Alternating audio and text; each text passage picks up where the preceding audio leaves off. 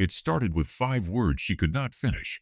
A woman standing beside a gas pump at the Parsons Crossing Diner on a Tuesday afternoon, 71 years old, in a good coat she had owned for 11 years, reaching out and taking the sleeve of a man she had never spoken to and saying 5 words that turned into 3 because her voice gave out before she reached the end of them.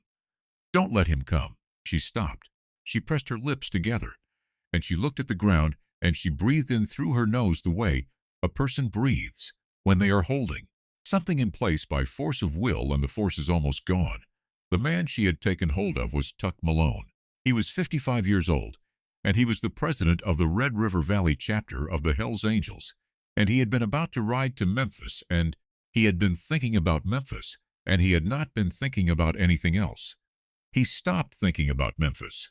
He looked at her hand on his sleeve.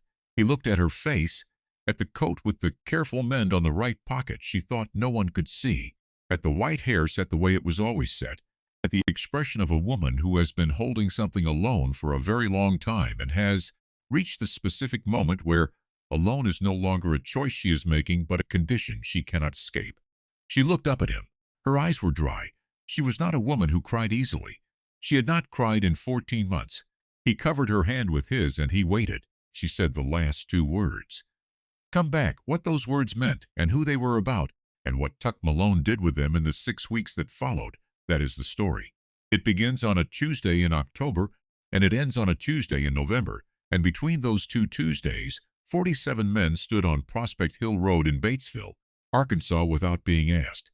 The Parsons Crossing Diner sat at the junction of State Highway 14 and County Road 122, which was not a junction that appeared on most maps, but which appeared on the maps of people who lived in the part of Independence County that lay between Batesville and the White River, because the junction was the place you turned if you were going to most of the places worth going.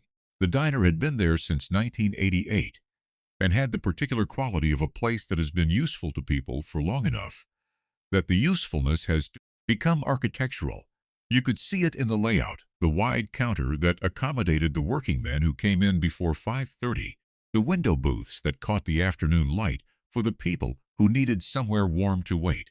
The fuel pumps out front were original 1988 hardware, maintained past their expected service life by a mechanic in Batesville who had been servicing them since 1992 and who had a proprietary relationship with their particular mechanical temperament. The smell was diesel and pie crust, and the particular sweetness of a drip coffee machine that had been making the same coffee since the second Bush administration. It was 3:17 on a Tuesday afternoon. The lunch crowd was gone. 2 truckers at the counter. A woman with a toddler in a booth near the door. The cook visible through the pass-through, doing the quiet work of the dead hours. The waitress, a woman named Bea, who had been at the Parsons Crossing for 9 years, and who knew the regulars well enough to anticipate their orders and the non-regulars well enough to read what they needed without asking, was refilling the far trucker's coffee when the bell above the door sounded. Tuck Malone took the stool nearest the door, because the stool nearest the door was where a man sat when he was stopping and not staying. He had been riding since noon from the chapter house in Batesville, heading west toward Memphis for a meet with a chapter there that had been scheduled for 6 weeks and that he had no intention of missing. He had stopped for the knee and for the coffee and for the 20 minutes of not being in motion that the knee required every 3 hours. He was 55 years old. He was heavy through the shoulders and wide through the chest, in the way of men who have worked physical jobs since they were old enough to be useful, which in Tuck Malone's case was 16. His beard was silver, full, maintained in the specific way of a beard that is taken seriously as a feature, rather than an afterthought. His cut bore the Red River Valley chapter president. 6 years in the role, 12 years in the chapter, a patch member who had come up the same way every serious man came up, by being present when presence was required and quiet when quiet was the correct answer, and by never in 12 years making a call that cost the chapter anything it had not agreed to spend. He was the kind of man who radiated a specific quality that was not intimidation exactly, but that produced the same result: a settling of the room, a slight reorganization of who was looking at whom, the ambient awareness that something significant had come through the door. He set his coffee down without being asked and went back to the trucker without comment, because she had learned years ago that some people needed to be left with their coffee, and the man in the cut was one of them. He had been in the chapter for 12 years without missing a Tuesday. He had also, for 6 of those years, been keeping a private accounting of what it had cost him, which was not money and not time, but something harder. His brother Ray had been dead for 6 years. Jonesboro, a rental house, a Tuesday in March. Tuck had gotten the call the following morning and had driven to Jonesboro and had done what needed doing and had come back and had not talked about it in the way that some men do not talk about the things that are the largest things, because making those things smaller by talking about them is not a trade worth making. He had been carrying Ray on the Fat Boy for 6 years without naming it. He wanted the coffee and the knee and the 20 minutes. He was 4 minutes into it when the bell above the door sounded again. Before we go any further, if you're new here, hit subscribe and drop your city and state in the comments. I read every single one, and I want to see where this story reaches, because I believe it needs to reach far. Now, back to the Parsons Crossing Diner, back to Tuesday afternoon, because the woman who came through that door in the good coat with the mended pocket was at the end of something she had been carrying alone for 14 months, and she had not planned to stop at the diner, and she had not planned to speak to anyone, and she certainly had not planned to reach out and take the sleeve of a Hells Angels chapter president at a fuel pump. Some things do not get planned. They just become the only available thing. Her name was Eugenia Faye Aller, and she went by Jeannie, and she had gone by Jeannie since she was 4 years old, when her grandmother had decided that Eugenia was too much name for a child that size, and had shortened it, and the shortened version had lasted 71 years without anyone suggesting a revision. She had lived in Batesville her whole life, born there, schooled there, married there in June of 1979 to a man named Warren Aller, who had managed the hardware store on Main Street for 31 years and who had been, by the specific and verifiable accounting of everyone who knew him, a decent man, the kind of decent that does not require announcement or credit, that is simply present in the way a man opens a door or remembers a name or shows up on a Saturday when a friend needs help with something heavy. He had died in August 2 years ago from a heart that had simply worn out, quietly and without drama, which was consistent with the way he had lived. He had left Jeannie the house on Prospect Hill Road, which was a white frame house on a half-acre lot on the west edge of Batesville, with a porch that faced south and caught the afternoon sun from October through March, and a garden in the backyard that Jeannie had been keeping for 31 years. The garden was not decorative. It was a working garden, vegetables, herbs, 3 raised beds for things that needed better drainage than the clay soil of eastern Arkansas provided naturally, a cutting bed along the south fence for the dahlias and zinnias and larkspur that she brought inside from May through October. She kept a garden journal. This was her specific and distinguishing fact. She had kept a garden journal for 19 consecutive years, spiral-bound, 1 per year, with entries in pencil, because the pen she had tried in the first year had bled through the paper, and she had switched to pencil in the second year and not looked back. Each entry noted the date, the temperature, what was planted or harvested or tended or lost. The first journal had a label on the spine that Warren had made with the label maker, reading Garden 1 in his careful block print. She had made the subsequent 18 labels herself, with the same label maker, in the same block print she had learned from watching him. She did not put the label maker on a high shelf after he died. She kept it where it had always been, the house and the garden and the 19 journals and the label maker. These were what she had organized her widowhood around. Not grief exactly. Continuation. The specific discipline of a woman who has understood that the choice is between staying in motion and staying still, and who has made her choice and committed to it every morning for 2 years. It was also, as of 14 months ago, a house she was at risk of losing. Warren had a son from his first marriage. Darren Aller was 48 years old, and he lived in Little Rock, and he worked in commercial real estate, and he had contested Warren's will within 6 weeks of the funeral on the grounds that Warren had not been of sound mind when he made it, which was a claim that no one who had known Warren Aller had any difficulty evaluating for accuracy. Warren had been of extremely sound mind. He had been one of the soundest-minded men in Batesville, and the staff at his doctor's office, his attorney, his 2 closest friends, and every customer who had walked into the hardware store in the last 5 years of his life would have said so without hesitation. None of that had stopped Darren. What Darren had was a lawyer in Little Rock who understood that the legal system's machinery is slow and expensive, and that the party with less money tends to leave the field first. He had been filing continuances for 14 months. Each one cost Jeannie's lawyer money that she paid and that she did not have in the amounts required. Her savings, which had been sufficient for a careful and modest widowhood, were not sufficient for 14 months of litigation against a well-funded opponent who had nothing to lose and time as his primary weapon. She had 6 weeks before the mathematics became irreversible. She had not told her daughter in Memphis. Her daughter was 34, with 2 small children, and a husband who worked in construction and a household that was managing adequately, and not more than that. Jeannie had made the calculation that her daughter's adequacy did not have room for her crisis, and had decided to protect her from it in the way that mothers protect their children from things, completely at her own expense, without mentioning that there was an expense. She had not told anyone. 3 weeks ago, Darren had come to Prospect Hill Road. He had come on a Wednesday morning, which was her grocery morning, and so she was home. He had come through the gate.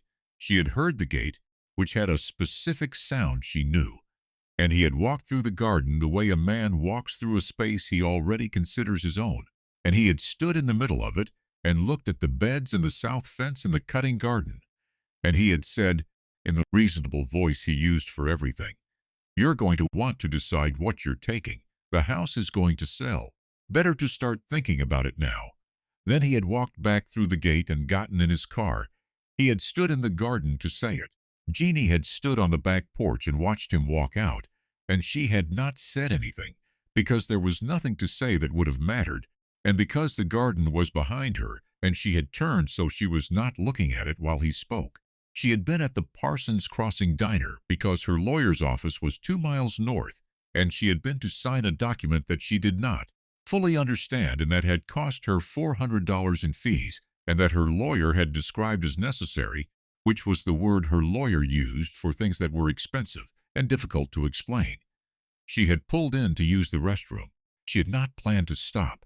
She had not planned anything. She had come out the diner's front door, and she had seen the fat boy at the pump and the giant in the cut standing beside it, and something had happened that she could not have planned and could not have predicted and could not have explained to anyone who asked. She had crossed the parking lot. She had taken his sleeve. She had said 5 words that became 3. Tuck heard all 5. He heard the 2 she swallowed. He had been listening to things people said and did not say for 55 years, and he knew the shape of "come back" as well as he knew the shape of "don't let him," and the combination told him everything the missing words would have. He covered her hand. He waited. When she said the last 2 words, he said, "Okay." He did not ask why. He said, "Okay," the way you say it when a person has handed you something, and you are confirming that you have it, and that you are not going to drop it. He said, "You want to come inside and tell me the rest?" She looked at the diner door. She looked at him. "I don't want to be a burden," she said. "You're not," he said. "You don't know that yet," she said. "I know enough," he said. She considered him for a moment, the cut, the silver beard, the hands. She was a woman who had been a judge of people for 71 years and who trusted her judgments, which had been accurate more often than not. She went back inside. He followed. She told him at a corner booth near the window, with B's coffee in front of both of them, in the quiet of 3:30 on a Tuesday afternoon, when the diner had no one left to hear but the 2 truckers who were not listening. She told it the way she did everything, in order, with precision, the dates and the amounts, and the name of Darren's lawyer, and the number of continuances and the 6 weeks remaining. She had the documents in her purse because she always had the documents in her purse, organized in a folder with tabs she had made herself, because Warren had taught her that organized paperwork was the difference between a problem and a disaster. She told him about the garden. She told him that last part without looking at him. She told it the way you tell the thing that is the actual thing, the thing underneath all the other things, the thing you have been protecting by telling the other things first. He stood in the middle of it, she said, and said I should start deciding what to take. Tuck looked at the table. He stood in the garden, he said. Yes, she said. He was quiet for a moment. He looked at his coffee. He looked at the window. How far is it, he said. Prospect Hill Road. 4 miles, she said. He nodded. He took out his phone. He made 1 call. He said 3 things to the man who answered. The name of a lawyer in Batesville, who had a different specialty than Jeannie's lawyer in Little Rock. The word contested and the word 6 weeks. He listened. He said, "I'll be there in an hour." He put the phone away. He looked at her. "There's a man named Vic Carver," he said. "He practices probate and estate law in Batesville. He does work for the chapter sometimes. He's going to look at what you've got." She looked at the folder in her hands. "I can't afford. He won't charge you," Tuck said. "Not for the first meeting." She looked at him. "Why would he do that?" "Because I'm going to ask him to," he said. She held the folder. She looked at the table. She looked up. "Why are you going to ask him to?" she said. He looked at the window. He thought about Ray in Jonesboro. He thought about the rental house, and the Tuesday in March, and the call the following morning, and what it meant to be the person someone should have called and wasn't. "Because you asked me," he said. "That's enough." Vic Carver was a 60-year-old man with reading glasses and a yellow legal pad, and a mind that processed documents the way some people process music, not by reading through them, but by hearing them, somehow all at once. He took Jeannie's folder and he read it at his desk for 22 minutes, while Tuck sat in the chair against the wall, and Jeannie sat across from Vic and watched. When Vic set the folder down, he looked at Jeannie over his reading glasses. "Your lawyer is not incompetent," he said. "He is under-resourced for this specific opponent." "I know that," she said. "Darren Oller's firm has been using continuances as an attrition strategy," Vic said. "Standard approach when one party has more resources. They're betting you run out before they do." 6 weeks, she said, Vic said. He looked at the folder. He looked at Tuck. He looked back at Jeannie. "The will is sound. Warren Oller was of sound mind. I can verify this through 3 independent sources before Friday. The grounds for contest are weak. They have always been weak. The only reason this has gone 14 months is that your counsel has been responding to their continuances rather than forcing the calendar." She was still. "What does that mean?" she said. "It means," Vic said, "that if I file a motion to set trial on the merits with an affidavit from Warren's physician, his attorney, and 1 additional witness, Darren Oller's counsel will have a choice. Proceed to trial they are not confident of winning, or settle." "They'll settle," Tuck said. Vic looked at. He said. "When?" Jeannie said. 4 to 6 weeks, Vic said. "If we move Friday." She sat with this. She looked at the folder on Vic's desk. Her folder, her 19 years of tabs and labels, the careful system of a woman who had been told by Warren that organized paperwork was the difference between a problem and a disaster. "I can't pay you," she said. Vic looked at his legal pad. He looked at Tuck. Something passed between them that was not a conversation. "You can pay me when it's settled," Vic said, "from whatever you recover in costs." She looked at Tuck. Tuck was looking at the window. He did not say "You're welcome." He did not say anything. What happened next was not one thing. It was a sequence. Vic filed on Friday. Darren Oller's counsel received the motion on Monday. By Wednesday, Darren's counsel had called Vic's office to discuss a resolution.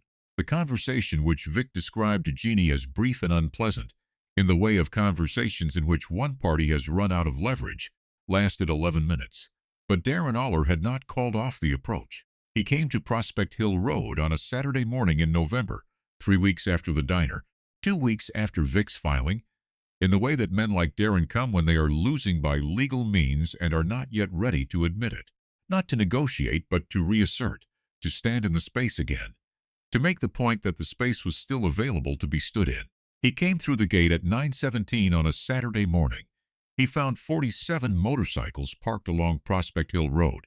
He found 47 men standing beside them, not in the yard, not through the gate, on the road, along the fence, in the clear November morning air, with the particular stillness of men who have been called and have come and are not in a hurry.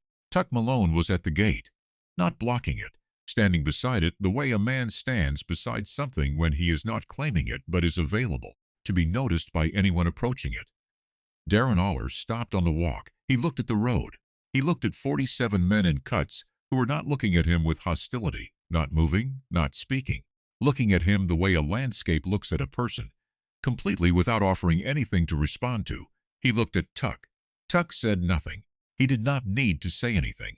He had been standing beside gates long enough to know that standing beside a gate was its own sentence. Darren looked at the house. He looked at the road. He turned around. He walked to his car. He got in. He drove. He did not come back through the gate. Nobody in that road moved until Darren's car turned off Prospect Hill. Then, one by one, without being asked, 47 men got back on their bikes. Engines started, low one after another, the rolling sound of a decision reversing itself into departure. They moved out in the same easy formation they had arrived in, turning south at the end of Prospect Hill Road, the sound of them fading in the November air until it was gone, and the road was the road again. Tuck was the last to start his engine. He looked at the house, at the garden gate still closed. At the south-facing porch, Jeannie was standing in the good coat with the mended pocket, watching the road clear. She raised one hand, he raised one back. He started the fat boy and pulled onto Prospect Hill Road and did not look back, because the road was what it was, and the road did not require looking back. The settlement came in 17 days. Darren Oller's counsel proposed it without conditions. Vic Carver reviewed it and called it adequate. Jeannie signed it on a Wednesday morning at Vic's office, with the folder on his desk beside her, all her tabs, all her labels, all the organized system of a woman who had learned from a man who was gone that paperwork was the difference between a problem and a disaster. She signed. She put the folder in her purse. She walked to the parking lot. She sat in her car for 4 minutes before starting it. She drove home to Prospect Hill Road.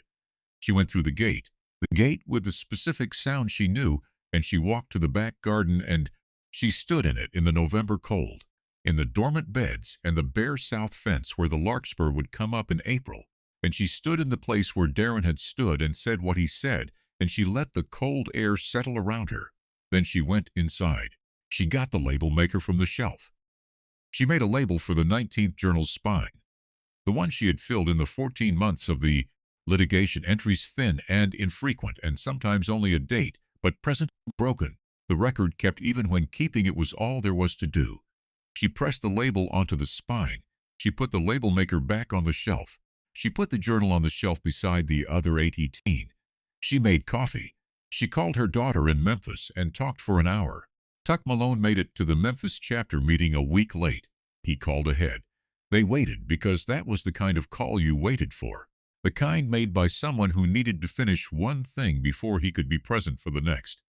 He rode out of Batesville at first light on a Friday, the fat boy carrying him south through the Delta, the flat Arkansas landscape opening up in the gray November morning, the trees stripped to their shapes by the season. He thought about Ray. He thought about Jonesboro and the rental house and the Tuesday he had not been called in time. He thought about 6 years of carrying something on a motorcycle without naming it. He thought about a woman reaching for his sleeve at a fuel pump and saying 5 words that became 3, and how the 2 missing words were the same 2 words he had been trying to say for 6 years to someone who was gone. Come back. He had not been able to say them in time for Ray. He had been able to say to someone else's crisis, I've got you. You're not doing this alone. He was not sure those things were the same. He was not sure they were entirely different either. The Delta was long and flat, and the light came up slow, and the fat boy ran without complaint, and Tuck Malone rode south with 47 men. Somewhere behind him on a road they had already left, and a garden on Prospect Hill Road that was going to bloom again in April. He rode until the horizon opened up, and Memphis was a skyline in the distance, and the road ahead was clear and straight and visible all the way to wherever it was going. He opened the throttle. There are women in this world who reach the end of every option they have, who have done everything right. The organized folder, the careful records, the 14 months of managing alone, and who still find themselves at a gas pump beside a stranger, unable to finish a sentence, not because they are weak, because they have been strong for so long, and for so long alone that strength has used itself up, and what remains is the 5 words they reach for when it runs out. Don't let him come back. He heard her. He stopped what he was doing, and everything followed from that. If this story reached you, share it with someone who needs to know that the right person shows up. Subscribe so you don't miss the next one, and drop a comment. Tell me where you're watching from tonight. Type "heard" in the comments if you understood why those 5 words were the ones she chose. Because sometimes the bravest thing is the asking, and sometimes the asking finds the right man at the right pump on the right Tuesday afternoon, and he says, okay.